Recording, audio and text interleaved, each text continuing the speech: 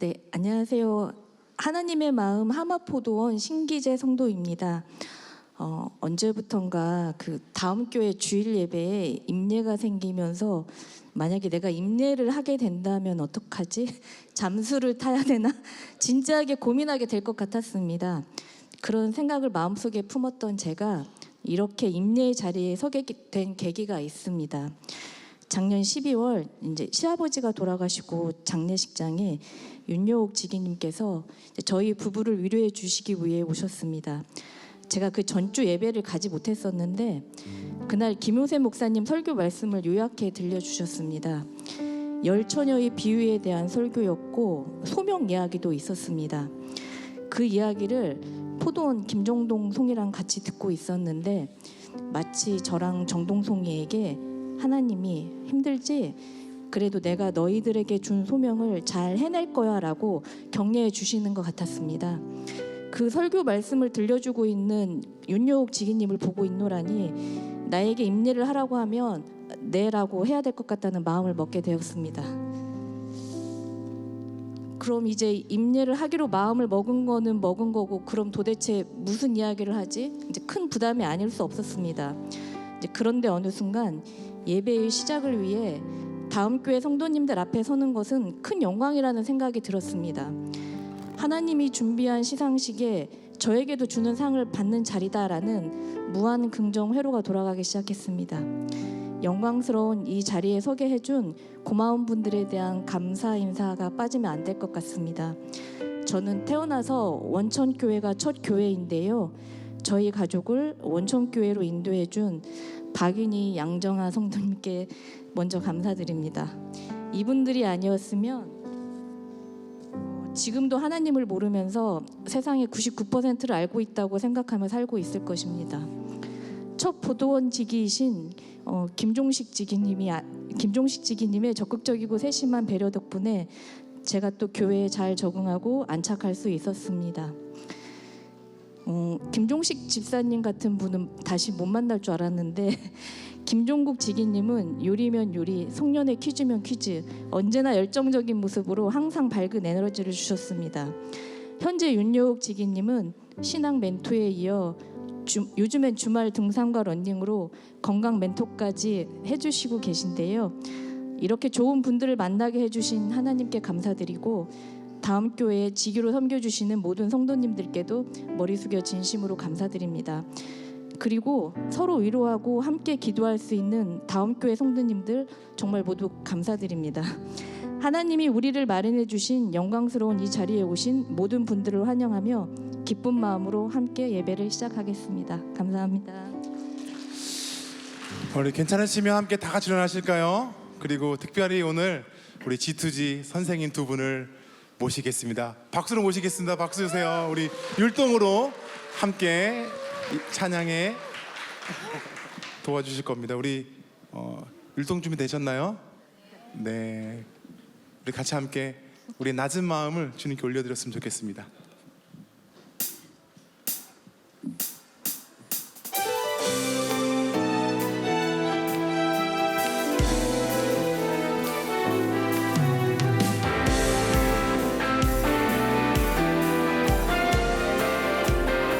나의 가장 낮은 마음 주님께서 기뻐하시고 작은 일에 큰 기쁨을 느끼게 하시는도다. 내가 지쳐 무력할 때 주님 내게 힘이 되시고 아름다운 하늘나라 내 맘에 주시는도다.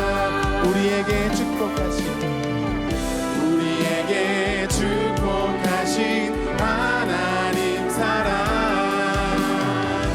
낮은 자를 높여주시고 아름다운 하늘나라 허락하시고 내 모든 것 예비하시네. 찬양함의 기쁨을 감사함의 평안을 간구함의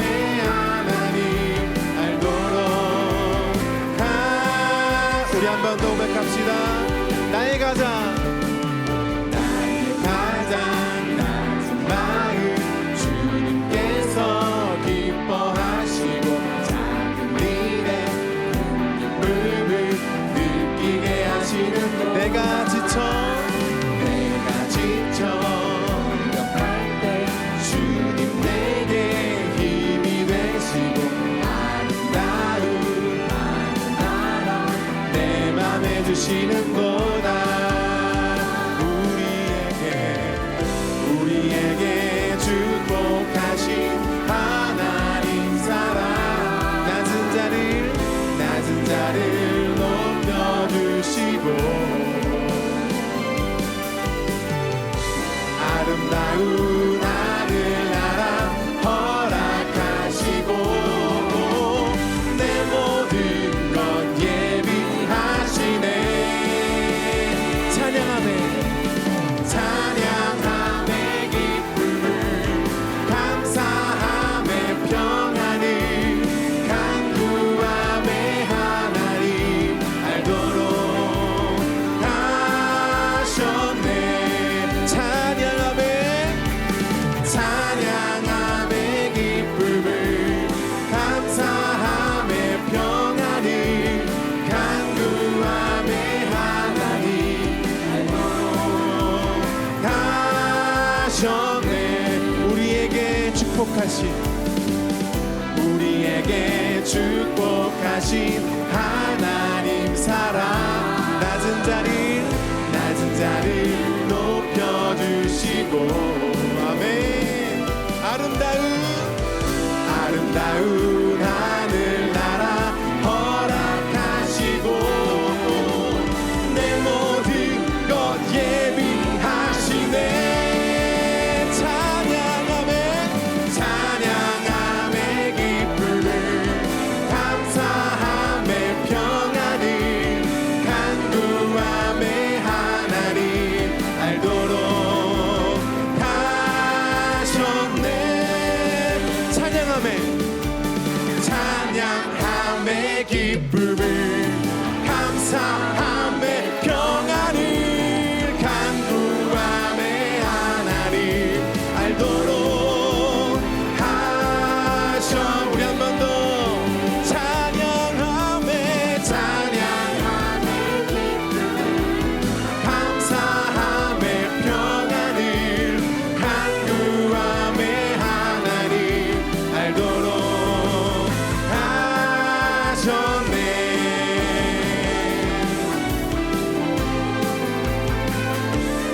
할렐루야.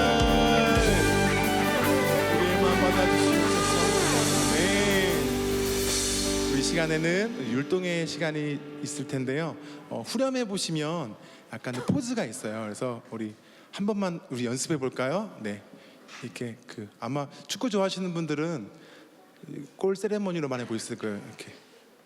이렇게 한번 해보세요. 이렇게 네, 괜찮아.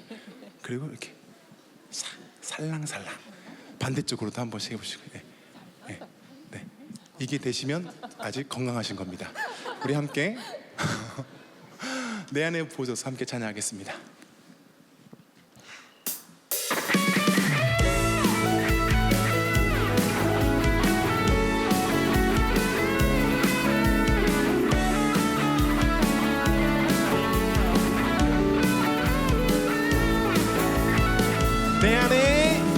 내 안에 부어주소서.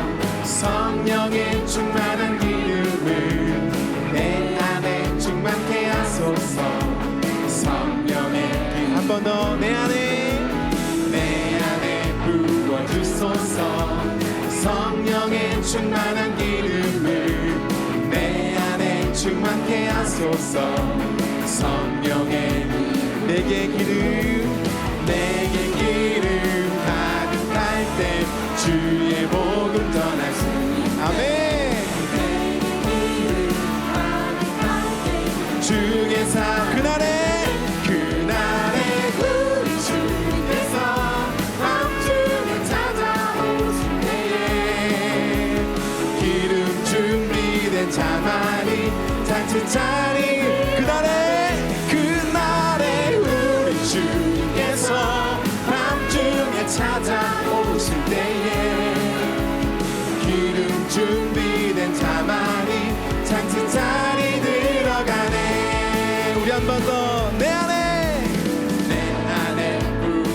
주소서. 성령의 충만한 기름을 내 안에 충만케 하소서. 성령의 기름 내 안에 부어주소서. 성령의 충만한 기름을 내 안에 충만케 하소서. 아멘 아멘. 성령의 기름 내게 기름 가득할 때 주의 마음 전할 수 있네. 내게 기름 가득할 때 주의 사랑 그날에 우리 주께서 밤중에 찾아오실 때에 기름 준비된 자만이 잔치자리 그날에 우리 주께서 밤중에 찾아오실 때에 기름 준비된 자만이 잔치자리 들어가네. 고백합시다. 내게 기름 가득할 때 주의 복음 전할 수 있네. 내게 기름 가득할 때 주의 한 번 더. 내게 기름 가득할 때 주의 복음 전할 수 아멘. 내게 기름 가득할 때 주의 사랑 그날에 우리 주님께서 밤중에 찾아오실 때에 기름 준비된 자만이 잔치자리들 그날에 우리 주께서 밤중에 찾아오실 때에 기름 준비된 자만이 잔치자리 들어가네. 기름 준비된 자만이 잔치자리 들어가네. 기름 준비된 자만이 잔치자리 들어가네. 할렐루야. 아멘. 우리 모두 자리에 앉겠습니다.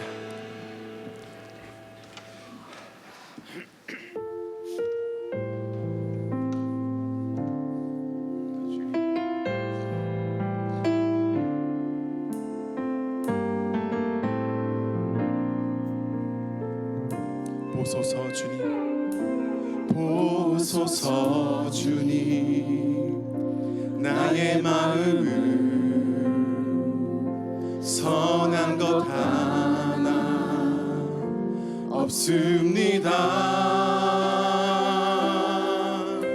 그러나 내 모든 것 주께 드립니다. 사랑으로 안으시고 날 새롭게 하소서. 보소서 주님, 나의 마음을 선한 것 하나 없습니다. 그러나 내 모든 것 주께 드립니다. 사랑으로 안으시고 날 새롭게 하소서. 주님 마음 내게 주소서. 내 아버지 주님 마음 내게 주소서. 나를 향하신 주님의 뜻이 이루어지도록 주님 마음 내게 주소서. 우리 한 번 더. 보소서 주님, 보소서 주님, 나의 마음을 선한 것 하나 없습니다. 그러나 내 모든 것 주께 드립니다. 사랑으로 안으시고 날 새롭게 하소서.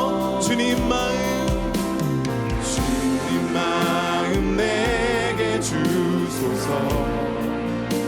내 아버지 주님 마음 내게 주소서. 나를 향하신 주님의 뜻이 이루어지도록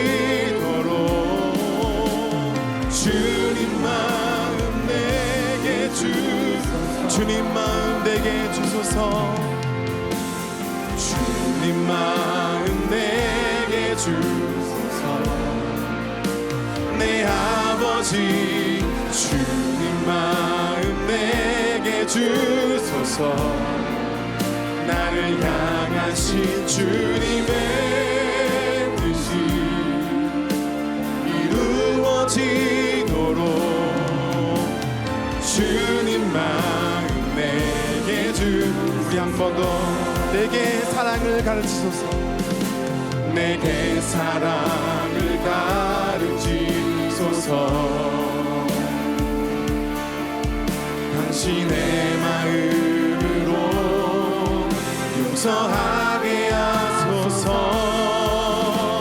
주의 성령 내게 채우사 주의 길 가게 하소서. 주님 당신 마음 주소서. 주의 성령 내게 주의 성령 내게 채우사 주의 길 가게 하소서. 주님 당신 마음 주소서. 주님 마음 내게 주소서. 내 아버지 주님 마음 내게 주소서. 나를 향하신 주님의 뜻이 이루어지도록 주님 마음 내게 주소서. 주님 마음 내게 주소서. 주님 마음 내게 주소서. 내 아버지 주님 마음 내게 주소서. 나를 향하신 주님의 뜻이 이루어지도록 주님 마음 내게 주소서. 주님 마음 내게 주소서. 주님 마음 내게 주소서. 내 아버지 주님 마음 내게 주소서.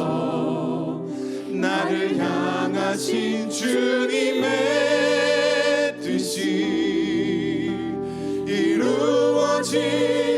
이루어지도록 주님 마음 내게 주소서. 이 시간 예배를 위해 함께 기도하겠습니다.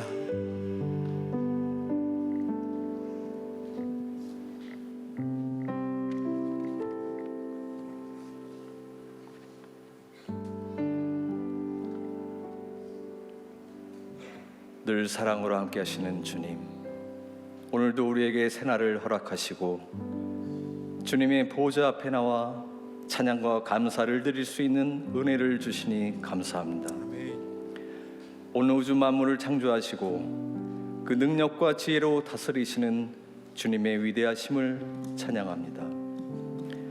우리가 다 이해할 수 없는 그 크신 사랑으로 우리의 삶을 돌보시며 삶의 크고 작은 모든 순간 속에서 늘 함께하여 주심에 참으로 감사드립니다. 내가 어디 있느냐, 내가 어디 있느냐 찾아 부르시는 주님의 음성을 외면하고 제 생각과 세상적 가치관에 매여 믿음의 중심에서 벗어나 살았음을 고백하며 회개합니다. 거듭되는 허물과 연약함을 안고 살아가는 부족한 저희를 외면하지 않으시고 굽어살피시며 다시 손 내밀어 주시는 주님의 한없는 자비와 사랑에 감사드립니다. 이제는 주님의 부르심에 기쁨으로 응답하게 하시고 세상의 흔들림 속에서도 오직 주님의 말씀 위에 믿음의 뿌리를 깊이 내리는 삶을 살아가게 하옵소서. 이 나라와 민족을 지금까지 지켜주시고 인도해 주신 은혜에 감사드립니다. 이 땅의 혼란과 분열이 사라지게 하시고 오직 주님의 공의와 평화가 강물처럼 흐르는 나라가 되게 하시옵소서. 나라를 이끄는 이들이 하나님을 두려워하는 마음을 갖게 하시고 지혜와 정직함을 주셔서 바르게 섬기게 하시고 이 민족이 주님의 뜻 안에서 하나 되게 하옵소서. 주님, 우리 공동체를 위해 기도합니다. 시기하지 않고 축복하는 마음을, 미워하지 않고 사랑하는 마음을, 원망하지 않고 감사하는 마음을, 외면하지 않고 따뜻하게 손잡아주는 주님의 참된 자녀가 되게 하옵소서. 갖은 고민과 고통 속에 있는 성도들을 기도의 자리와 말씀의 묵상으로 이끄시어 문제를 해결할 지혜와 이겨낼 힘을 주시옵소서. 평온한 삶을 누리는 이들에게는 주변을 돌볼 수 있는 마음을 주사 그리스도의 긍휼을 실천하게 하시옵소서. 우리 모두가 풍족한 물질이 축복이 아니라 주와 함께하는 것이 축복임을 알게 하시고 거룩함은 걸치는 것이 아니라 주님이 내 안에 거하는 것임을 깨닫게 하옵소서. 우리 자녀들을 위해 기도합니다. 우리 아이들이 언제나 사랑받는 소중한 존재임을 잊지 않게 하시고 매일의 경험을 통해 지혜롭고 따뜻한 마음을 가진 사람으로 자라나게 하옵소서. 어려운 가운데 담대함을 주시고 마음속에 해맑은 웃음과 긍정적인 에너지가 넘치고 좋은 친구들과 바른 관계를 맺으며 남을 배려하고 도울 줄 아는 넓은 마음을 갖게 하옵소서. 아이들의 발걸음마다 안전과 평안으로 함께 하시길 간절히 소망합니다. 오늘도 우리에게 좋은 예배 환경을 허락해 주심에 참으로 감사드리며 해외 사역에 힘쓰고 돌아온 김요셉 성도를 축복하시고 오늘 그가 전하는 주님의 말씀으로 우리 모두가 식어지지 않는 믿음으로 나아가게 하옵소서. 이 모든 기도가 주님의 자비로 이루어질 것을 믿으며 우리 주 예수 그리스도의 이름으로 기도드렸습니다. 아멘. 지금 이 시간은 봉헌 시간입니다. 모두 자리에서 일어나셔서 준비하신 예물 드리도록 하겠습니다.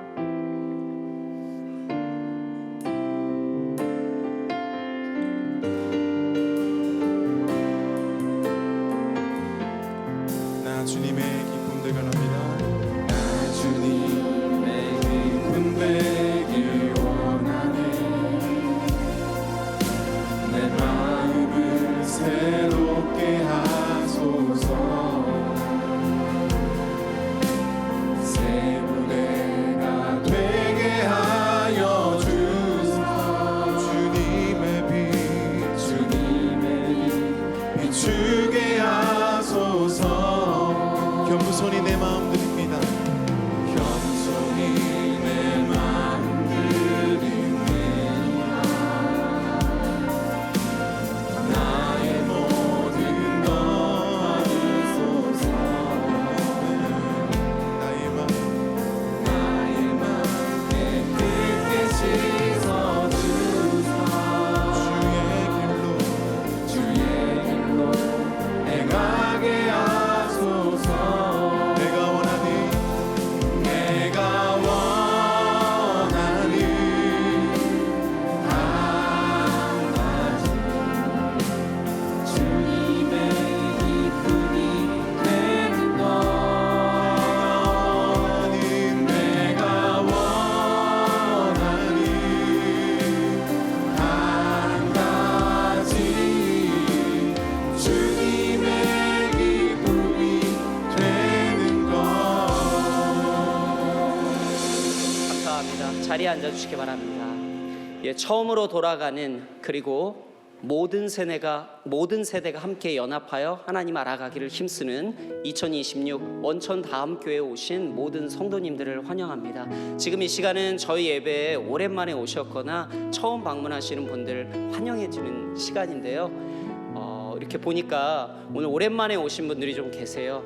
최정윤 성도님 폴란드에서 멀리 이렇게 방문하셨는데요. 잘 오셨습니다. 오랜만에 뵙네요. 네, 그리고 멀리 튀르키예에서 3년의 사역을 마치시고 3개월 안식월로 우리 이대철 선교사님 오셨는데 어디 계신가요? 이대철 선교사님 오셨습니다. 정말 잘 오셨어요. 그리고 혹시 저희 교회 오늘 처음 방문하신 분들이 계시다면 앉으신 상태에서 이렇게 손을 들어서 표시해 주실 수 있을까요? 저희가 주변을 한번 돌아보겠습니다. 왼쪽 상단에 지하 1층 상단에 처음 오늘 저희 예배에 방문하셨어요. 그리고 저 왼쪽 상단에도 저 계십니다. 손 한번 들어주시겠어요? 잘 오셨습니다. 잘 오셨습니다, 성도님. 혹시 또 계실까요? 네. 가운데 상단에도 계시네요. 저 맨 뒤에 잘 오셨습니다. 잘 오셨어요. 정말 이렇게 더운 여름에 저희 예배를 함께 사모해서 이렇게 함께 예배드릴 수 있는 게 얼마나 좋은지 모르겠습니다. 그러면 저희 원척교회 기존의 성도님들만 자리에서 일어나시고 오늘 새로 오신 분들은 자리에 앉아 계시고요. 저희가 함께 축복하도록 하겠습니다.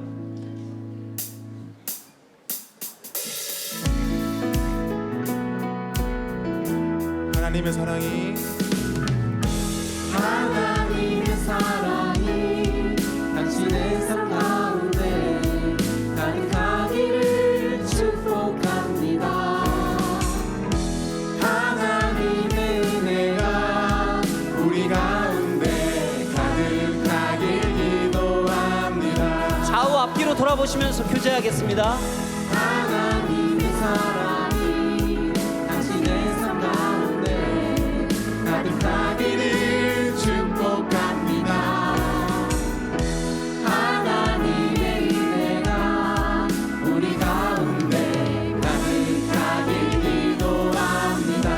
가득하길 기도합니다.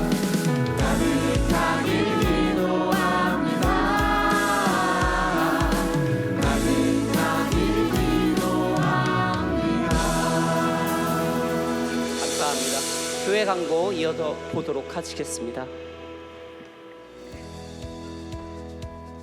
교회 소식을 알려드리겠습니다. 8월 금요 예배는 나를 붙드시는 언약이라는 주제로 은혜를 나누고 있습니다.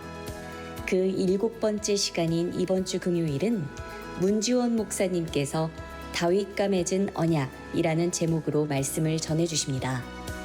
무더운 여름 우리를 끝까지 붙드시는 하나님의 신실한 언약 가운데로 원천의 모든 성도님들을 초대합니다. 2027학년도 중앙기독중학교 입학설명회가 있습니다. 일시는 8월 29일 토요일 오후 2시, 장소는 신관 4층 채플입니다. 대상은 2014년생입니다. 자세한 문의는 입학처 공지사항을 참고해주세요. 이상 자세한 안내는 주보를 참고해주세요. 오늘 저희 교회를 처음 방문하신 성도님 중에 저희 교회 등록을 원하시는 성도님이 계시다면 제 기준 오른편에 지하 1층 니고데모 홀에서 등록을 도와드리고 있습니다. 제가 아까 소개를 해드리면서 목사님께서 3주 만에 또 저희 미국 일정 마치시고 방문하셨는데 제가 일부러 이렇게 사실은 놓쳤습니다. 그래서 오늘은 오랜만에 소진자매도 같이 오셨어요. 그래서 잘 왔습니다. 잘 오셨어요. 저희 지난주 광고에서 보셨겠지만 김영식 노영희 성도님께서 원천 초등학교 앞에서 원천 초교점 메가커피를 개업하셨습니다. 그래서 날씨가 요즘 정말 덥잖아요. 조스 테이블에서 커피 드셔도 운동하실 게 한번 원천 초등학교 앞에 걸어가시면 커피 다시 드시고 싶습니다. 그래서 다들 꼭 방문하셔서 개업을 또 축복해 주셨으면 좋겠습니다. 원천 넥스트 교회 아웃리치가 8월 14일부터 16일 이번 주에 있습니다. 동두천 지역의 4개의 이주민 교회에서 진행이 되는데요. 후원을 하시고 싶은 분들은 항목 헌금 봉투에 넥스트 아웃리치라고 별도로 표기하시고 헌금하셔도 좋을 것 같습니다. 그리고 오늘 이렇게 8월에 또 우리 귀한 성도님들을 소개하는 시간을 갖게 되어서 무척 기쁜데요.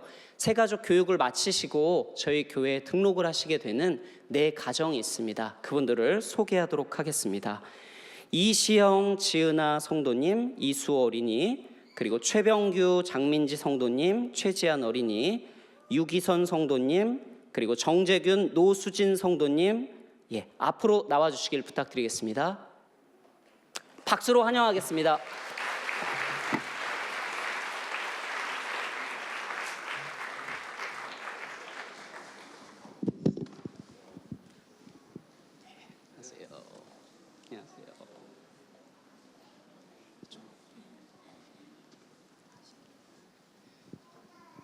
간단하게 소개를 부탁드리겠습니다. 안녕하세요. 저는 이시형입니다. 간단하게만 하면 저는 그냥 교회 나온 지는 한 작년쯤부터 된 것 같은데요. 그냥 아직은 계속 성경을 통해서 믿음을 배워가고 있습니다. 그리고 저희 아내 지은아. 아니야. 네, 아들 이수호고요. 지금 협동 영화 중에 같이 있습니다.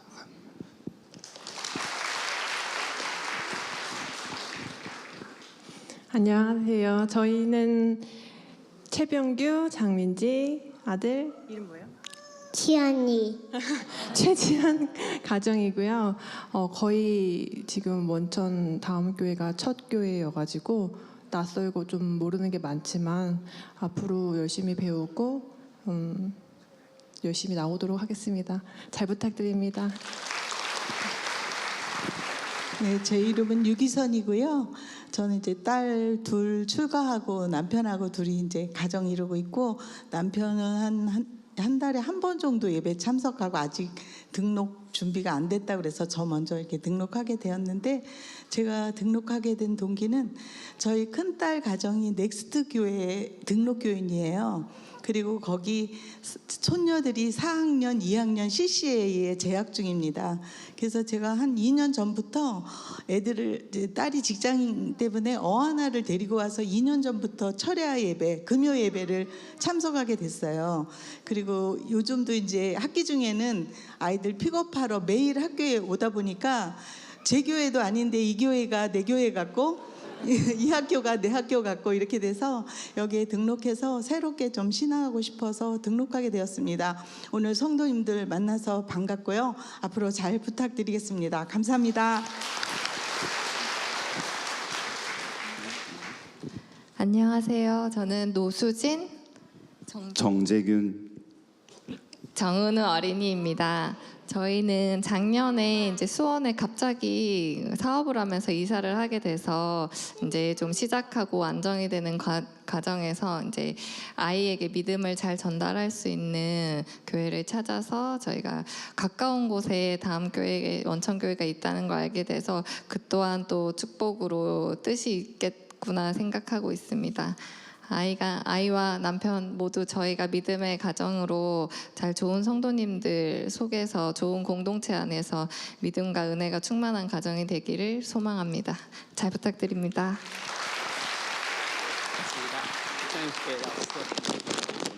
오늘은 본인이 순서대로 있었어. 그래요. 본인이 들어주시죠. 감사해요. 환영하고요. 아빠들을 만나고 싶어요. 너무 감사합니다. 이건 저희 그 영토예요. 열심히 하시면 잘 될 거예요. 감사합니다. 박수로 환영 부탁드리겠습니다. 감사합니다. 들어가셔도 됩니다. 이어서 성경 봉독하도록 하겠습니다.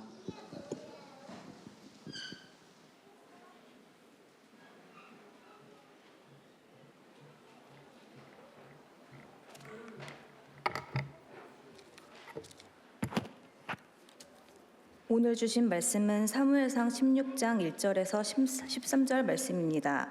한 절씩 교독하신 후 마지막 13절은 함께 읽겠습니다. 여호와께서 사무엘에게 이르시되 내가 이미 사울을 버려 이스라엘 왕이 되지 못하게 하였거늘 내가 그를 위하여 언제까지 슬퍼하겠느냐. 너는 뿔에 기름을 채워 가지고 가라. 내가 너를 베들레헴 사람 이새에게로 보내리니 이는 내가 그의 아들 중에서 한 왕을 보았느니라 하시는지라.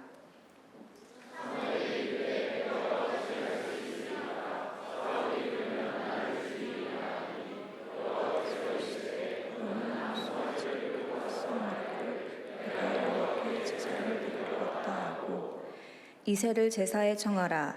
내가 내게 행할 일을 가르치리니 내가 내게 알게 하는 자에게 나를 위하여 기름을 부을지니라.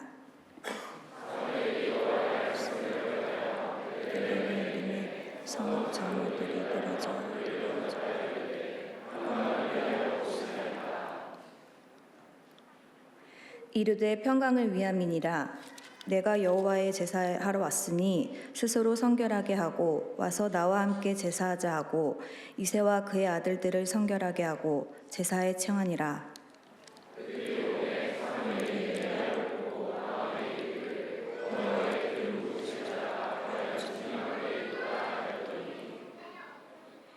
여호와께서 사무엘에게 이르시되 그의 용모와 키를 보지 말라. 내가 이미 그를 버렸노라. 내가 보는 것은 사람과 같지 아니하니 사람은 외모를 보거니와 나 여호와는 중심을 보느니라 하시더라.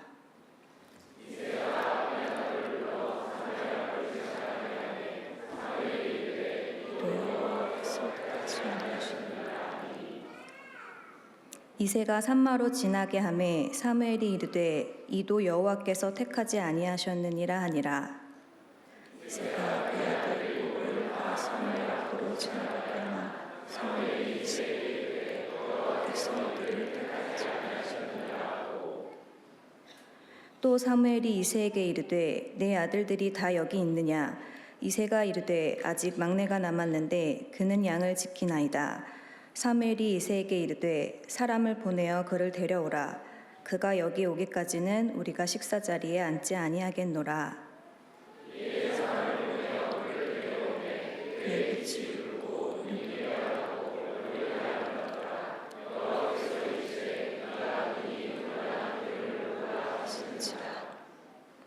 사무엘이 기름 뿔병을 가져다가 그의 형제 중에서 그에게 부었더니 이날 이후로 다윗이 여호와의 영에게 크게 감동되니라. 사무엘이 떠나서 라마로 가니라. 아멘.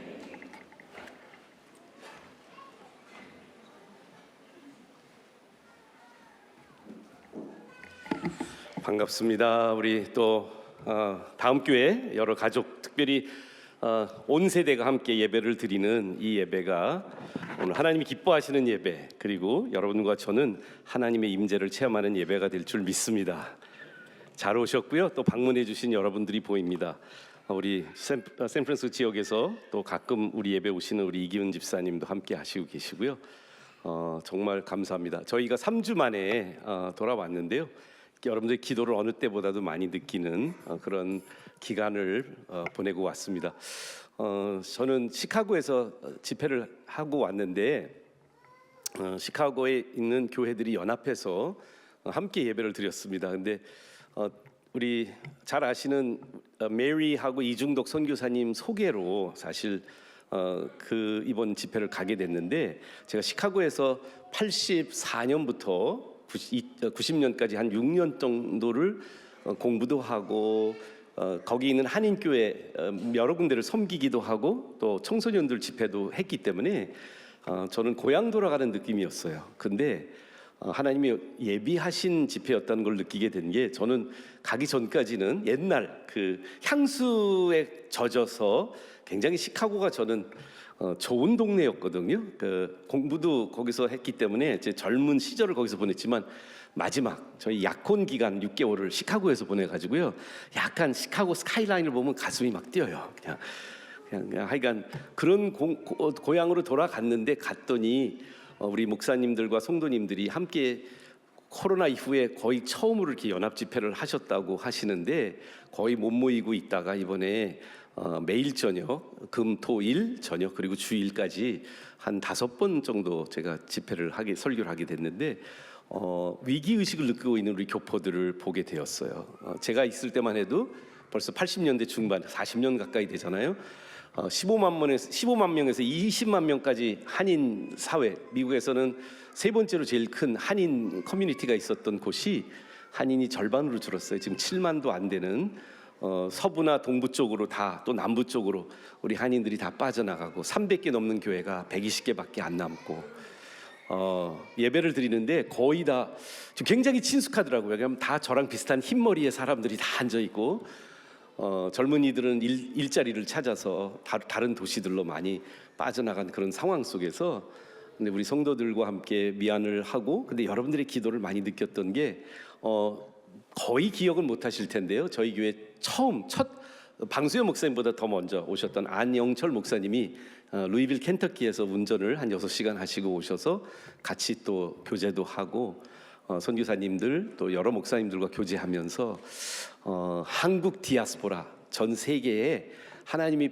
이렇게 저는 파송한 우리 한인들이 어디에 가든지 교회가 없으면 교회 때문에 그들이 소망을 가지고 아직도 살아가고 있고 커뮤니티를 이루고 있는 모습들을 보았어요. 오히려 위기 의식 속에서 하나님이 시카고에 있는 성도들을 더 기도하게 만드시고 더 건강하게 튼튼하게 말씀을 사모하는 마음으로 또 다음 세대를 위해서 기도하는 마음을 주신 것을 보면서 오히려 그러한 상황들 속에서 하나님 말씀으로 위로받는 성도님들을 보고 마지막 날은요 그 교회가 그래도 미국은 땅이 넓거든요. 그 시카고 서버브의 저 윌링이라는 곳에 있는 그 지역에서 한 교회에서 3일 동안 계속 집회를 했는데 나중에는 그 주차장이 꽤 넓더라고요. 우리 주차장보다 훨씬 넓어요. 200~300대 이상은 될 수 있는 주차장이 있었는데 그 주차장에 자리가 없어서 잔디밭 위에까지 차가 막 50대 이렇게 몰리는 그런 새로운 부흥의 불길을 하나님이 교민들에게 주신 것을 보고요. 특별히 한국에 있는 성도님들을 또 그리워하는 30년 동안 한국을 떠나고 한 번도 돌아오지 못한 많은 성도님들을 보게 되었어요. 그래서 여러분들의 또 교회 위로도 전하고 젊은 청년 한 사람을 만났는데 저는 몰랐어요. 1년 동안 자기가 이제 시카고에 있는 교회들이 너무 많이 이제 문을 닫고 또 젊은이들은 상처를 받는 그런 교회의 이런 스플릿들이 많이 일어나고 있는 상황 속에서 어렸을 때 교회 잘 다니던 청년이 한국말 거의 다 못하는데 한국에 와서 1년 동안 교회를 다녔어요. 근데 영어 하는 교회 안 가고 싶어서 한국말 배우고 싶어서 온 게 원천교회였대요. 근데 저희 예배도 안 드렸던 것 같아요. 어디를 예배를 드렸는지 저는 모르겠어요. 근데 이 청년과 대화를 나눴는데 자기가 여기서 다시 하나님 만나고 시카고 돌아가서 지금 열심히 신앙생활하고 있는 청년을 만나기도 했어요. 제가 느끼는 건 뭐냐 하면 우리 옆에 우리가 모르는 사이에 하나님이 우리와 함께 예배드리고 있는 한 영혼 오늘 예배 통해서도 여러분들이 느끼시겠지만 교회가 처음인 분들이 예수님을 처음 만나게 되시는 분들이 우리 안에 함께 예배드리고 있다는 사실을 보면서 오늘 예배 벌써 지금 저는 이제 축도만 해도 될 것 같아요.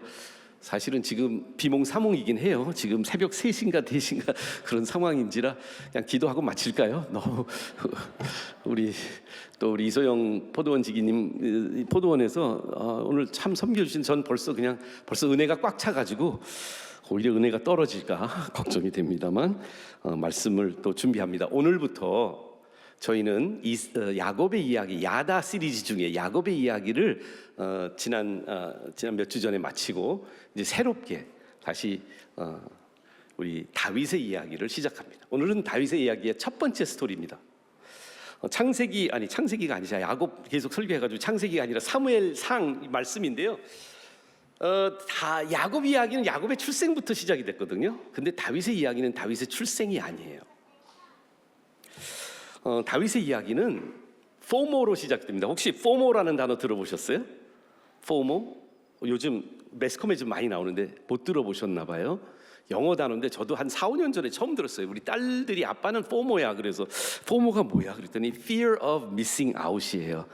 나만 왕따 당한다는 두려움에 빠진 아재들 혹시 여기 있지 않을까요? 포모는 앞글자에 fear of missing out을 딴 표현인데 나만 왕따 당하겠다는 두려움 또는 나는 포모를 좀 더 광범위하게 오늘 말씀을 나누고 싶은데 오늘 말씀에 보면 다윗의 이야기가 나오기 전에 사무엘과 사울 왕의 이야기가 나오는 것이죠. 근데 사무엘이 굉장히 지금 멘붕이 온 상태입니다. 1절 말씀을 보시면 여호와께서 사무엘에게 이르시되 내가 이미 사울을 버려 이스라엘 왕이 되지 못하게 하였거늘 내가 그를 위하여 언제까지 슬퍼하겠느냐. 하나님이 지금 사무엘의 마음을 어떻게 보면 하나님의 마음 하나님이 하나님을 잊어버리고 하나님보다는 사울 왕에게 실망한 마음을 가지고 있는 이 사무엘의 마음을 하나님은 한편으로는 다윗의 스토리를 시작하지만 사무엘의 이야기 속에 하나님이 함께 그 마음을 붙잡아 주시는 것을 발견할 수 있습니다. 우리들 안에 오늘 이 자리에 앉아 있는 거의 모든 성도님들은 어디에선가는 한 번 정도 이러한 실망의 마음 또는 공허의 마음 또 뭔가 내가 잘못 줄 섰다 이런 마음을 가진 경우가 있으실 것 같아요. 저의 포모는 아주 작게는 혹시 우리 가족들이 다 나만 빼놓고 밥 먹으러 갈 때 아니면 목사님들이 대부분 그래요. 우리는 여러 개의 담임 목사님들이 있잖아요. 근데 담임 목사님들이 저는 당연히 너무 바빠서 시간이 안 될 거라고 물어보지도 않고 자기네들끼리 토요일 날 점심을 먹으러 가면 저는 포모가 생깁니다. 근데 그것만은 아닌 것 같아요. 요즘 포모의 말은 뭐 똘똘한 집 한 채 못 구한 사람 아니면 남들은 다 주식으로 대박을 경험하는데 내가 투자한 주식만 역주행할 때 이럴 때 포모를 느끼는 경우가 있다고 말을 합니다. 근데 저는 우리 사무엘이 이스라엘의 마지막 사사입니다. 그러니까 모세와 여호수아를 통해서 애굽을 나와서 가나안 땅까지 이스라엘 민족이 들어가면서 여호수아 시대 이후에 가나안 땅에 하나님의 말씀으로 이제 민족을 이루기 시작한 이스라엘 유대 민족은 사사들이 이끌어가는 시대를 살았습니다. 근데 사사들의 이끌은 뭐냐면 사실은 신권이었어요. 하나님 중심의 광야에서 모세 같은 강력한 여호수아 같은 강력한 리더를 통해서도 하나님 중심의 백성과 민족이 되도록 하나님이 그렇게 불러내어서 구별해서 민족을 삼으신 하나님의 백성들이었거든요. 선민의식이 강했던 이스라엘 민족이 사사들은 그 하나님과 백성 사이에 제사장 역할을 중심으로 하는 사람들이었습니다. 사무엘은 이스라엘의 마지막 사사였어요. 그런데 주변 나라에 많은 왕들이 있는 것을 본 사람들이 백성들이 사무엘 시대의 마지막에 이제 나이가 들은 사무엘의 포모를 느끼게 하는 상황이 사무엘상 8장 5절에 나오는데요. 그에게 이르되 보소서 당신은 늙고 당신의 아들들은 당신의 행위를 따르지 아니하니 모든 나라와 같이 우리에게 왕을 세워 우리를 다스리게 하소서라고 백성들이 사무엘을 찾아옵니다.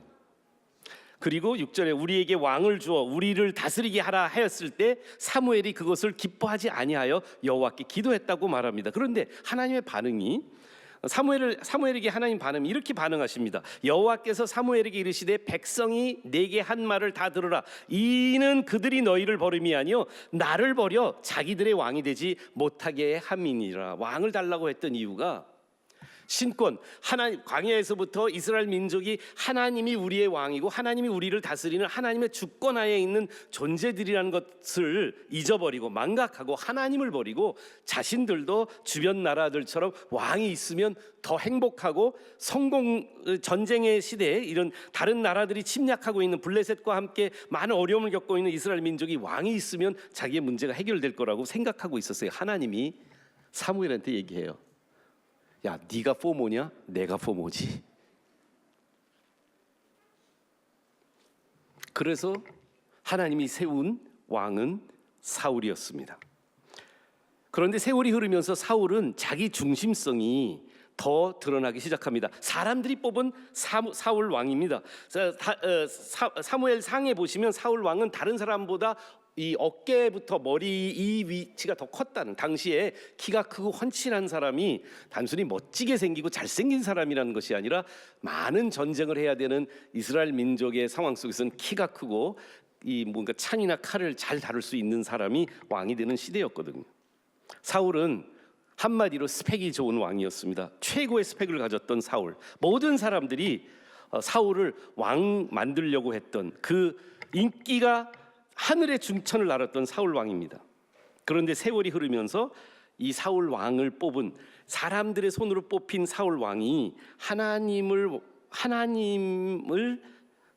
가장 중요한 하나님의 백성인 이스라엘 민족의 리더로서 하나님의 중심성을 잊어버리고 자기 중심성이 점점 커졌던 사울 왕의 모습을 우리는 바로 오늘 16장 직전인 사무엘상 15장에서 발견할 수 있습니다. 하나님께서 아말렉을 정복하고 모든 아말렉의 족속들과 그 짐승들까지 진멸하라는 하나님의 말씀을 사무엘을 통해서 전해드렸지만, 사울 왕은 그 명령을, 하나님의 말씀을 경청하지도 않고 존중하지도 않았습니다. 그리고 짐승들을 살려서, 그리고 아각 왕을 살려서 데리고 옵니다. 이 스토리의 배경 속에 지금 사무엘이 느끼고 있는 그 감정적인 뭐라 그럴까요? 불안의식, 자기 가지고 있는 의구심이 증폭되어 있는 사무엘을 하나님은 보시고 있습니다. 제 삶 속에서, 여러분들 삶 속에서 하나님이 우리들이 가지고 있는, 저는 이걸 영적 포모라고 말씀을 드리고 싶은데요, 우리가 기대했던 것에 큰 실망을 느낄 때가 있지 않으세요? 여러 가지 유형으로 나타날 수 있습니다. 어떤 때는 가족이에요. 기대했던 자녀들이 원하는 대로 되지도 않을 뿐더러 부모님의 많은 희생과 헌신을 그냥 걷어차고 부모님을 아랑곳하지 않는 그러한 자녀 때문에 영적 포모를 느끼는 우리들이 있지 않는가 하면, 한평생을 회사에 헌신하고 희생했는데 회사가 나를 일찍 버릴 때, 교회에서도 포모는 일어나더라고요. 남들은 다 장로가 되는데 나는 더 열심히 기도 많이 하고 헌신했지만 나에게는 인정이나 직분도 안 줄 때 사람들은 포모를 느낍니다. 저는 정치적인 씬에서는 훨씬 더 많이 보게 됩니다. 우리 여기 막내딸이 와 있는데요, 어렸을 때 택시를 같이 타고 가다가 택시 운전하시는 분이 얘가 너무 똘똘하게 말을 잘하는데, 유치원인가 1학년 정도밖에 안 되는데 너 이 다음에 뭐가 될래라고 그냥 어른들이 하는 말로, 우리 한참 한 30분 가야 되니까 그 운전하시는 분이 물어봤는데, 미안해 소진아, 이 얘기 해줘도 되니? 오케이, 허락 받았어요. 택시 기사가 뭐 너 이 다음에 뭐 될래? 그러니까 얘는 초등학교 가기 전부터 뭐가 되려고 하는 게 다 순서대로 있었어요. 그래서 제일 먼저는 스튜어디스가 되고, 그 다음에 미장원 원장이 되고, 그 다음에 아기를 낳고 선생님이 된 다음에 그 다음에 대통령을 하겠다는 거예요. 그래서 너무 이분이 기가 막혀가지고 그래. 그런데 이제 우리가 막 영어를 하니까, 근데 어느 나라 대통령? 그러니까 얘가 저는 미국 대통령이 될래요. 우리 4명 자녀 중에 유일하게 미국에서 태어나야 미국 대통령 될 수 있거든요. 3명은 우리 수원에서 태어났습니다. 근데 얘만 지금 저희 안식년가 있는 랄리 노스캐롤라이나에서 태어나가지고 미국 대통령이 될 수도 있어요. 여러분들 나중에 줄 잘 쓰시기 바랍니다. 그런데 그 다음에 택시 운전수가 질문을 해요. 왜 한국 대통령을 안 하고 싶어? 그랬더니 국민학교 1학년밖에 안 된, 제 나이는 정확히 기억이 안 나요. 근데 얘가 뭐라고 대답하냐면, 한국에서는 대통령 되면 다 교도소 가잖아요. 저가 충격이었죠. 어떻게 어린아이 마음속에. 근데 이것은 우리나라의 정치 역사를 단면에 보여주고 있어요. 어떤 진보든 보수든 상관하지 않고, 여러분, 우리는 기대를 많이 합니다. 정권이 바뀌면 삶이 좋아질 거라고 생각해요. 부동산 가격이 내려가고 주식은 올라가고 뭐 부유하고 풍요로운 삶을 살게 될 거고, 우리 그런 생각을 하고 찍지 않았어요? 찍고 나서 포모 느끼지 않으세요? 사울 왕은 이스라엘 민족에게 실망감을, 기대감을 완전히 저버리는 왕의 모습으로 말년을 보내게 됩니다. 하나님은 이러한 사무엘에게, 그리고 사무엘과 이스라엘 민족에게 하나님은 다른 길을 보여주고 계십니다. 오늘 다윗의 이야기의 시작은, 오늘 이야기의 중심은 사무엘도 사울도 다윗도 아니라 오늘 스토리의 주인공은 하나님이십니다. 하나님이 절망하고 있는 사무엘, 절망하고 있는 이스라엘 민족, 왕이 백성을 저버리고 하나님을 저버린 그러한 지도자 밑에서 살아가야 하는 이스라엘 민족과 사무엘에게 하나님이 주시는 말씀입니다. 오늘 말씀 속에 성부, 성자, 성령 하나님이 다 등장합니다. 여호와 하나님, 첫 번째 하나님이 사무엘을 통해서 사무엘에게 2절 말씀 한번 보실까요? 사무엘에게 뭐라고 1절 말씀이에요. 죄송합니다. 1절 말씀에 먼저 오셔서 사무엘이 마음속에 너무 낙심하고 좌절하고 왕 때문에 실망하고 있는 사무엘에게 이렇게 말합니다. 너는 뿔에 기름을 채워서 가지고 가라. 내가 너를 베들레헴 사람 이새에게 보내니 이는 내가 그의 아들 중에서 한 왕을 보았느니라. I see a king.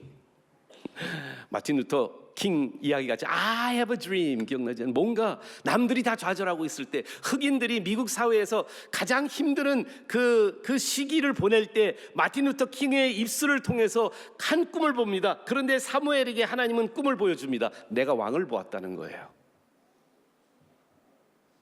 그래서 사무엘을 보냅니다. 어디로요? 베들레헴으로 보내요.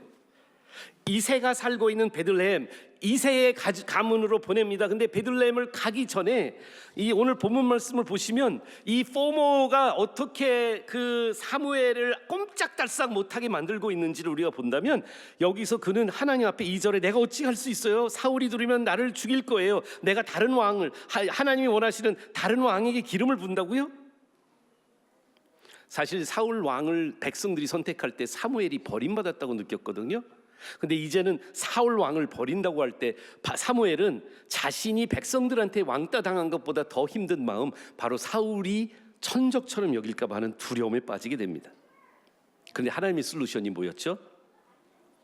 꼼수처럼 들릴 수 있어요. 연막처럼 들릴 수 있어요. 그런데 저는 여기서 하나님이 오늘도 사용하시는 똑같은 방법을 발견하게 됩니다. 하나님의 힐링 방법. 하나님이 누구 때문에 실망하고 좌절하고 낙심하고 있는 우리들, 가족, 회사, 교회, 나라, 어디를 막론하고 우리들 안에 인간적인 리더십 안에서, 인간적인 기대감 안에서 우리가 바라봤던 사람들이 우리를 실망시킬 때, 나의 가장 절친이 나를 배신할 때, 내 아내, 내 남편이 나의 신의를 저버릴 때, 뭔가 내가 가장 신뢰하고 맡겼던 것들을 다 날려버리는 그런 사람들과 만남이 있을 때 하나님은 어떻게 하시는 줄 아십니까?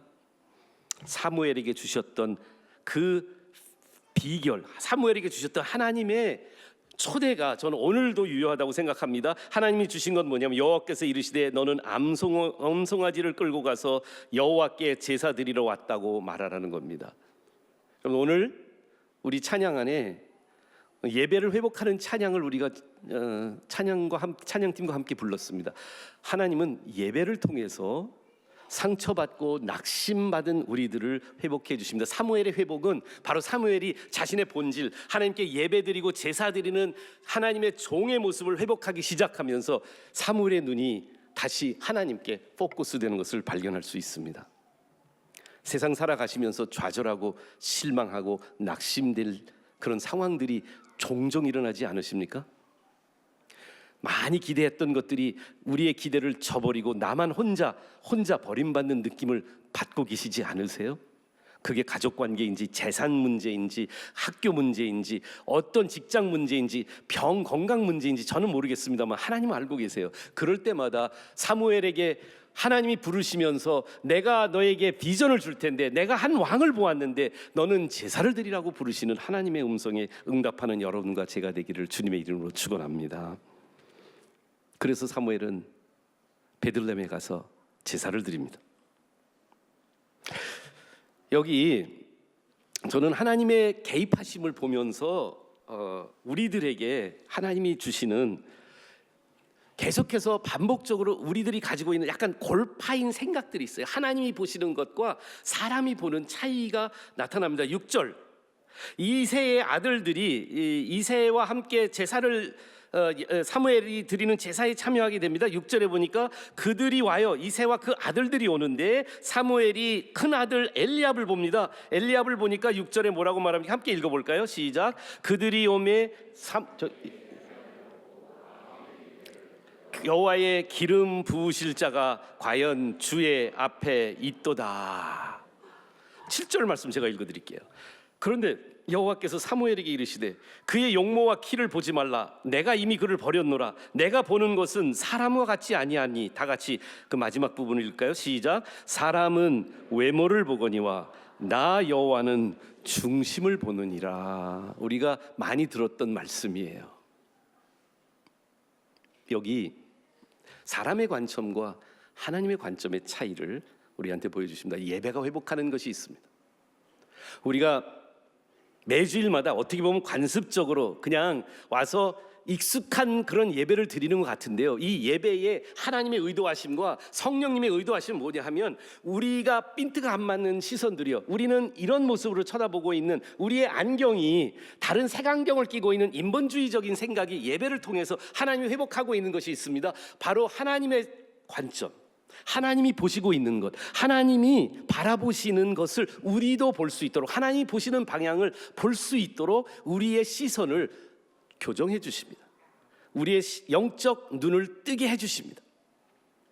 오늘 여기 사무엘 같이 베테랑, 어렸을 때부터 하나님의 음성을 듣고 하나님 엘리 제사장 엘리를 통해서 인정받아서 제사장 엘리를 이어서 이스라엘의 영적 지도자가 되었던 사무엘도 잘못하고 있었던 모습을 우리한테 보여주고 있어요. 저는 처음부터 왜 하나님이 저 이새에 가서 8번째 아들 다윗을 봐, 걔가 내가 본 왕이야라고 말씀 안 하시고 이렇게 제사를 드리라고 가서 제사를 드리면서 이새의 아들 한 명을 다 보게 하시는 하나님의 목적은 뭘까? 저는 이 하나님이 우리의 인생의 과정 속에서요, 때로는 시행착오와 어려움 속에서 자기 중심성이 아직도 깨어지지 않은 우리들이 우리 스스로 하나님의 말씀을 잘 경청하고 하나님이 연단시켜 주시는 연단을 통해서 우리의 눈과 우리의 가치관이 점점점 성숙하고 성장하는 신본주의적인 안경을 잘 끼고 신본주의적인 시력을 회복하는 하나님의 능력을 보게 됩니다. 하나님은 엘리압을 보여줍니다. 그런데 엘리압이 용모와 키가 대단한 거예요. 사울 왕도 사람들이 그래서 사울 왕을 선택하지 않았을까요? 근데 사무엘이 엘리압을 보는 순간 여호와의 기름 부을 자가 여기 있다 이렇게 말하고 있어. 저는 2명의 자녀가 결혼을 했고 2명의 자녀가 아직 결혼 안 했습니다. 부모의 모든 마음을 이해합니다.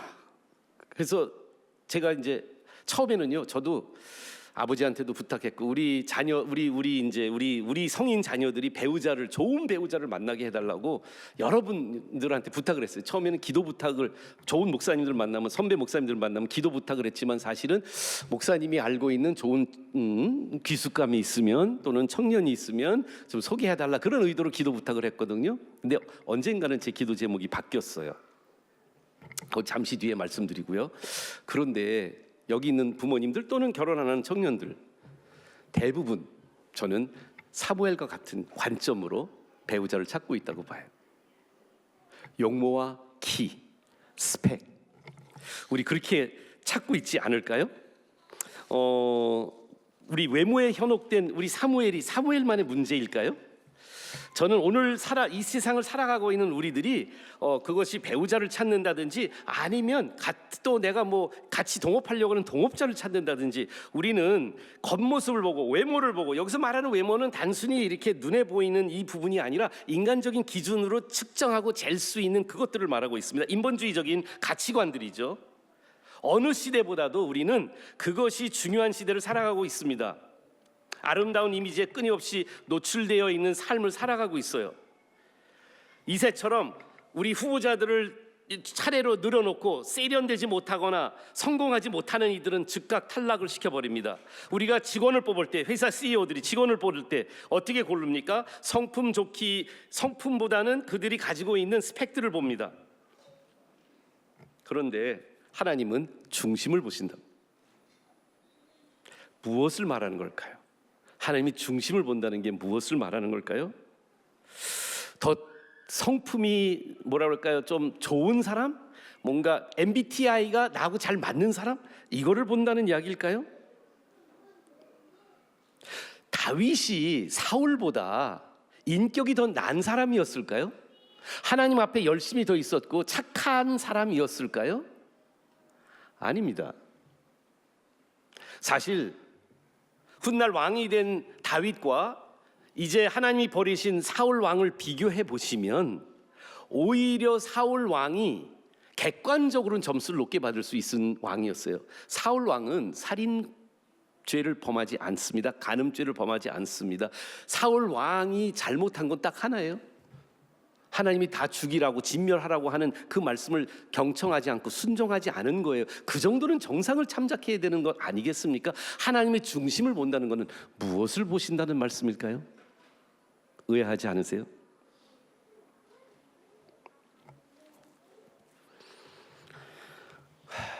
코람데오라는 단어를 저는 많이 듣습니다. 하나님 앞에서라는 뜻입니다. 라틴어인데요. 어떤 찰스 콜튼이라는 사람은 이렇게 말합니다. The true measure of your character, 우리의 진정한 성품의 그 측량은 is what you do when nobody is watching. 아무도 보고 있지 않을 때, 즉 하나님만 보고 계실 때 나오는 내 내면의 모습을 성품이라고 말합니다. 맞습니다. 하나님은 중심을 보시는데요. 그런데 여기서 착각하면 안 되는 진리가 있습니다. 아직도 저는 이 부분을 스트러글링 하고 있거든요. 다윗의 성품이, 다윗의 영성이 사울보다 더 좋았을까? 그건 아닌 것 같아요. 그럼 뭘까? 우리의 어떤 노력에 의해서 우리가 하나님의 인정을 더 받고 하나님이 나를 들어 쓰실 수 있도록 하는 어떤 성품을 갖추라는 메시지가 아닌 것 같아요. 아니, 확실합니다. 같은 죄인이에요. 사울도 죄인이고 다윗도 죄인이에요. 그런데 하나님께서 왜 다윗을 고르셨을까요? 하나님께서 어떤 것 때문에, 무엇을 보셨기 때문에, 중심을 보시는 하나님이 무엇을 보셨을까요? 저는 하나님이 다 죄를 보셨다고 생각합니다. 다윗의 죄도 아시고 사울의 죄도 아시고 사무엘의 죄도 알고 계십니다. 오늘 이 자리에 앉아있는 여러분과 저의 죄성을 다 알고 계셔요. 하나님이 진짜 보시는 성품은 뭐냐면 죄인임을 인정할 수 있는 성품이었어요. 훗날 우리는 알게 됩니다. 사울 왕은 사무엘이 지적을 했을 때 왜 하나님의 말씀을 순종하지 않았습니까? 라고 했을 때 사울은 자기 나름대로 유권 해석하면서 자기가 어떻게 다 잘 그래도 했는데 이 부분은 내가 살려둔 요 이유는 하나님한테 제사 드리려고 하고 자기 나름대로 진짜 믿었을 수도 있어요. 여러분들, 오늘 우리가 하나님 앞에 코람데오 서 있는 우리들이 하나님이 보시는 중심은 어떤 중심을 보시느냐?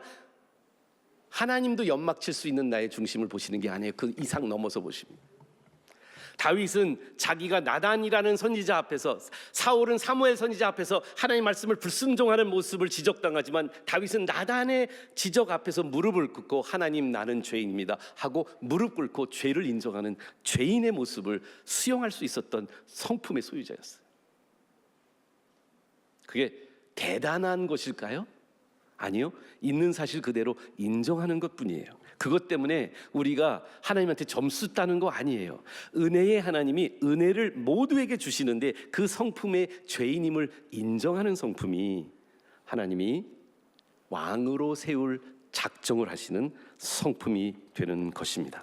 오늘 말씀 속에 또 한 가지 13절 말씀 한번 보았으면 좋겠습니다. 하나님이 이 왕을 선택하실 때 이 왕이 다윗이 왕 자질이 있어서 선택이 되어서 다윗이 훌륭한 왕이 되었는가? 아니요. 성경은 이것을 암시합니다. 13절 함께 읽었으면 좋겠습니다. 시작. 사무엘이 기름 뿔병을 가져다가 그의 형제 중에서 다윗에게 부었더니 이날 이후로 다윗이 여호와의 영에게 크게 감동되었더라. 사울 왕보다 다윗이 성품이 뛰어나서 착해서 더 바르고 더 도덕적이고 더 유능했기 때문에 하나님이 선택한 게 아니라 하나님이 선택하셨기 때문에 다윗에게 성령의 충만함이 있었습니다. 그런데 사실 17장에 가보시면 하나님의 영이 사울 위에도 있었어요. 사울 왕이 제대로 왕 노릇할 때는 하나님의 영이 있었어요. 그러나 그가 자기 중심성에서 하나님 말씀을 배척하고 하나님의 권위를 무시하기 시작할 때부터 사울 왕은 더 이상 하나님의 영이 함께하지 못합니다. 다시 말씀드리면 다윗이 위대해서 선택된 게 아니라 하나님이 다윗을 선택했기 때문에 다윗이 위대해진 겁니다. 우리가 아는 이 스토리의 배경은 뭡니까? 사실은 아버지 이새조차도 다윗의 존재감을 몰랐어요.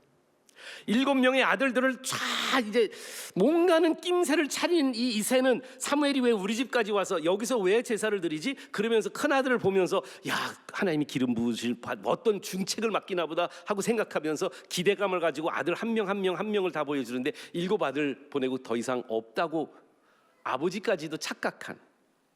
그래서 오늘 이야기 속에 보시면 사무엘이 물어봅니다.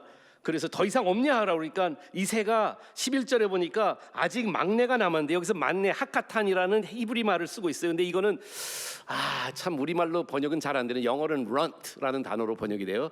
쪼무레기 아니면 개, 그 꼴통 뭐 이런 느낌이에요. 아버지조차도 인정하지 않는 다윗. 형들이 다 이 집에서 너는 이 집안의 8번째지만 태어나지 말았어야 될 이 팔푼 같은 녀석이 밖에 나가서 양이나 쳐 이렇게 방치되고 왕따당했던 가장 포머를 느낄 만한 다윗이 8번째로 나타나는데 하나님이 다윗을 선택합니다. 근데 이것이 하나님의 방식 아니에요. 지금까지 우리가 야곱의 이야기를 읽어보면서 에서가 아닌 야곱을 선택하신 하나님, 그리고 예쁜 라헬이 아니라 레아를 선택하신 하나님, 하나님은 끊임없이 약하고 낮고 천하고 부족한 자들을 들어서 하나님의 영광을 드러내는 일로 사용하시는 줄을 믿으십니까? 근데 하나님이 왕을 사용하시는 방법이 뭐냐 하면 하나님이 그가 자격이 있어서가 아니라 하나님이 그를 자격 있게 만들어 주시고 당신의 영을 가득 부어 주신 것입니다. 시간이 많으면 우리 다윗에게 하나님의 영이 임하고 나서부터 언제 왕이 됐는 줄 아세요? 지금 이 스토리에 다윗이 등장하기 시작합니다. 다윗의 이야기를 우리는 이제 한 학기 다 보게 될 텐데요. 가는 곳곳마다 하나님의 영이 임했기 때문에 다윗이 계속해서 경험하는 건 뭐냐면 더 어려움입니다. 여러분들 성령 충만하면 우리들의 인생이 편해지지 않아요. 성령 충만하면 하나님의 영이 우리에게 임해주시면 우리의 삶이 더 좋아진다고 보장해주지 않아요. 좋아질 수도 있지만 보장하지 않아요. 그때부터 다윗은 골리앗을 대해야 되고요. 그때부터 다윗은 사울의 미움을 받기 시작하고요. 그때부터 다윗은 20년 동안 광야 생활을 할 수밖에 없는 사람이 됩니다. 성령이 임하면 그 다윗의 삶 속에 고난이 더 옵니다. 성령은 고난을 몰고 오시는 분이십니다. 그런데 예수님도 그러지 않았나요?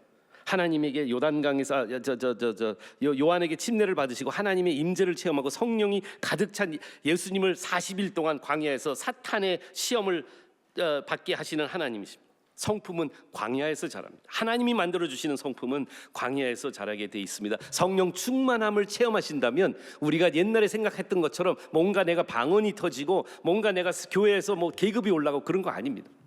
성령이 충만하면 더 이 세상에서 힘든 고난의 길을 걸으실 수가 있어요. 그런데 오늘 성령이 이 스토리에 나타나고 성부 하나님 나타나는데 예수님은 어디 있죠? 오늘 말씀은 바로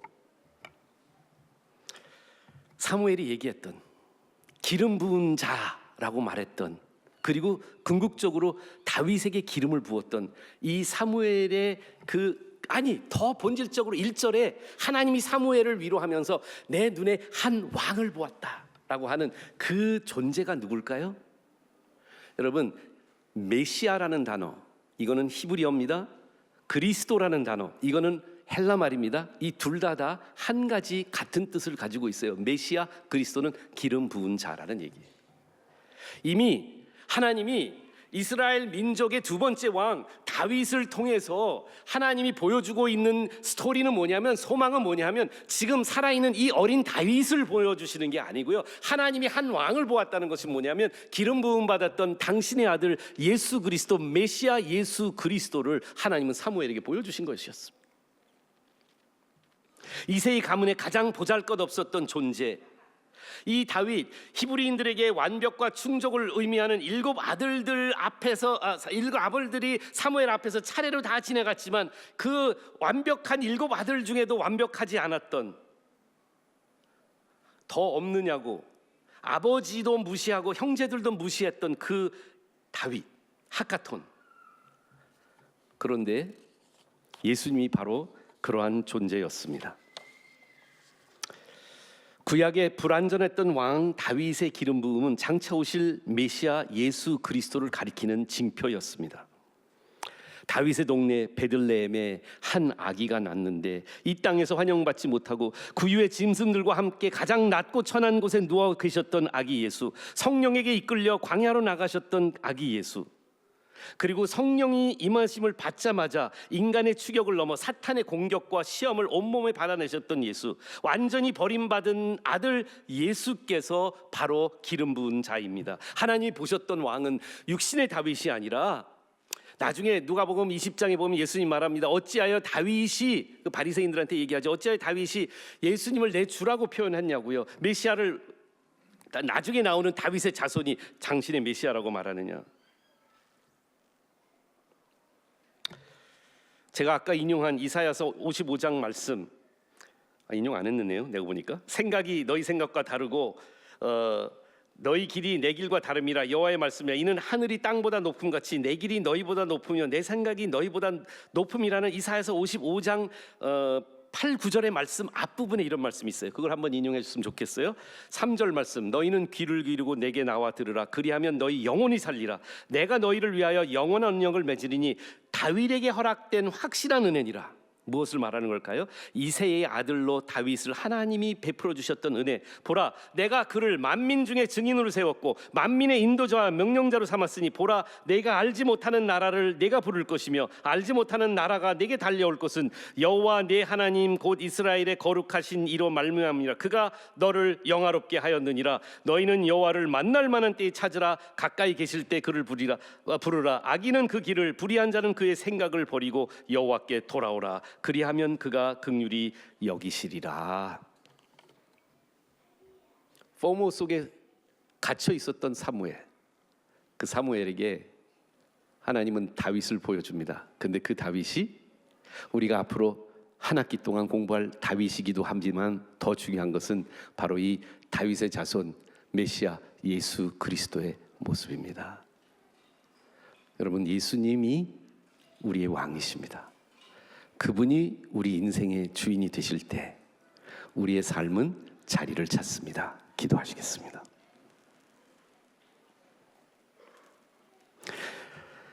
부모님 때문에, 회사의 사장님 때문에, 교회 목사님 때문에 상처받았던 많은 형제 자매님들이 이 자리에 있습니다. 세상의 리더들을 바라보면 우리는 실망합니다. 세상의 리더들은 우리의 필요를 채울 수 있는 존재가 아무도 없습니다. 사무엘은 그것을 경험합니다. 사울왕, 온 백성들이 다 찍었던 사울왕, 그러나 하나님을 거역하고 버리는 순간 사울왕은 모든 사람들에게 실망을 줍니다. 하나님까지. 근데 오늘 우리에게 유일하게 왕 되신 예수님만 우리에게 실망을 주시지 않습니다. 주님, 이제 제 마음속에 주님의 영을 부어 주시옵소서. 내 마음을 주님께 드리오니 주님 내 마음의 주인이 되어 주시옵소서.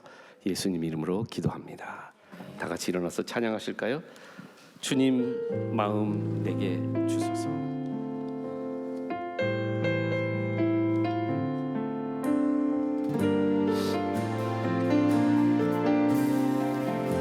보소서 주님, 보소서 주님, 나의 마음을 하나님 다 보고 계십니다. 선한 것 하나 고백합시다. 없습니다. 그러나 내 모든 것 주께 사랑으로 안으시고 날 새롭게 하소서. 보소서 주님, 보소서 주님, 나의 마음을 선한 것 하나 없습니다. 그러나 내 모든 것 주께 드립니다. 사랑으로 안으시고 날 새롭게 하소서. 주님 마음 내게 주소서. 내 아버지 주님 마음 내게 주소서. 나를 향하신 주님의 뜻이 이루어지도록 주님 마음 내게 주님 마음 내게 주소서.